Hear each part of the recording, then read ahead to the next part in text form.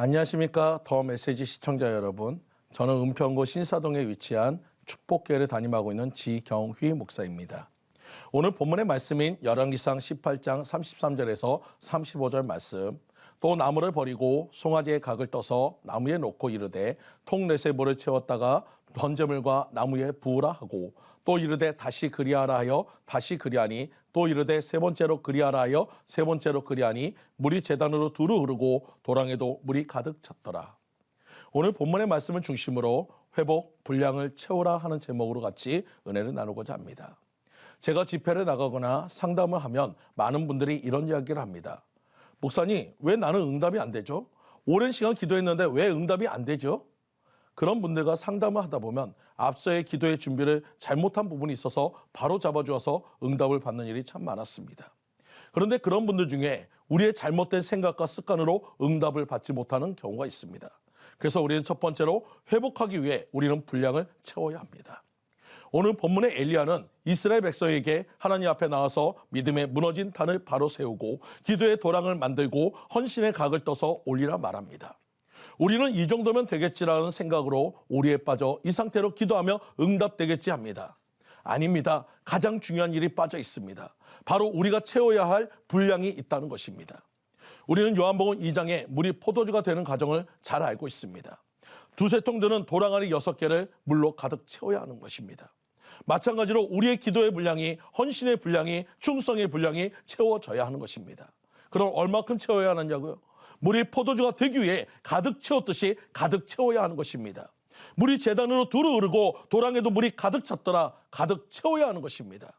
응답받지 못하는 분들은 여기서 실수를 합니다. 분량의 판단은 하나님이 아닌 자신이 하는 오류를 범하는 것입니다. 이 정도면 될 거야 하는 오류인 것입니다. 오늘 엘리야는 이스라엘 백성들에게 통넷에 물을 떠오라 합니다. 그들은 기손 시내로 가서 물을 떠와야 했습니다. 그리고 나무와 제물에 물을 부었습니다. 백성들 입장에서는 첫 번째 물을 떠와서 부었으니 됐겠지 하지만 엘리야는 그 일을 3번 반복해서 하라 합니다. 결과의 판단은 백성이 아닌 엘리야가 판단하는 것입니다. 마찬가지로 이 정도 기도하면 되겠지라는 우리의 판단이지 하나님의 판단은 아닌 것을 여러분 아시기 바랍니다. 평소에 기도하지 않다가 갑자기 일이 생겨서 하나님 앞에 나와서 기도하면서 2-3시간 기도하고 응답 안 해준다고 불평하면 안 되는 것입니다. 이만하면 충분하다 판단은 하나님께서 하는 것이지 우리가 하는 것이 아니란 것입니다. 그러므로 우리는 응답될 때까지 우리는 간구하고 기도해야 하는 것입니다. 또 어떤 분은 목사님, 저 사람은 얼마 기도 안 해도 응답이 되고 나는 몇 시간을 기도했는데 왜 응답이 안 되는 것이죠? 이렇게 질문하는 분이 있습니다. 여러분, 평소에 우리의 기도의 습관이 중요한 것을 여기서 깨달을 수 있습니다. 위에 사람은 이미 기도의 분량을 미리 채웠기에 조금만 채워도 응답되지만 이제 막 기도를 시작한 분은 채워야 할 분량이 더 많은 것입니다. 비록 시간적으로 내가 많이 기도했다도 그것은 잠시 잠깐 기도한 것이고 분량이 채워지지 않은 것입니다. 예수님도 언제나 습관에 따라 기도하셨다고 성경에 말하고 있습니다. 그러므로 기도에는 이런 능력이 나타날 수 없다고 주님이 말씀하고 있는 것입니다. 기도의 분량이 채워지면 응답으로 나타나기도 하지만 대부분이 평안과 기쁨으로 하나님이 우리에게 주십니다. 하나님이 일하시겠다고 하는 사인이 바로 평안인 것을 여러분 믿으시기 바랍니다.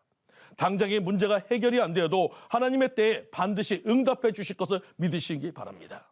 그러면 빠르게 분량을 채울 수 있는 방법은 없나요? 아니요, 있습니다. 바로 그것은 중보기도인 것입니다. 내가 기도를 많이 못해도 함께 기도해주면 기도의 분량이 빨리 차게 되어지는 것입니다.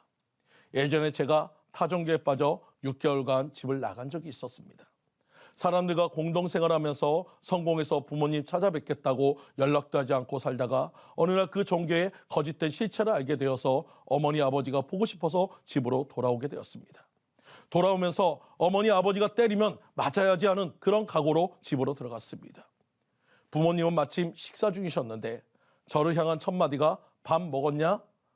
아무 말도 못하는 저에게 밥을 차려주셨고 질책이나 타박은 전혀 없었습니다. 저는 밥을 한 숟갈 입에 넣자 갑자기 터지는 눈물이 내 눈앞을 가렸습니다.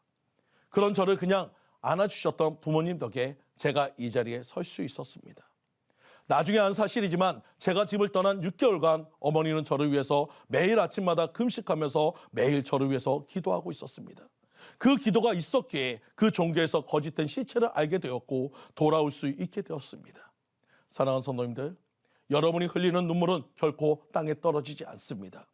조금만 더 분량을 채우시기 바랍니다. 조금만 더 기도하시기 바랍니다. 하나님 보시기에 가득 채워질 때 물이 포도주가 되었듯이 문제가 응답으로 변화되어질 것을 믿으시기 바랍니다. 병든 육신이 건강한 몸이 될 것을 믿으시기 바랍니다. 사랑하는 성도님들, 이것을 믿고 기도하시는 성도님들 모두가 되시기를 간절히 축원드립니다. 지금까지 더 메시지 지경휘 목사였습니다.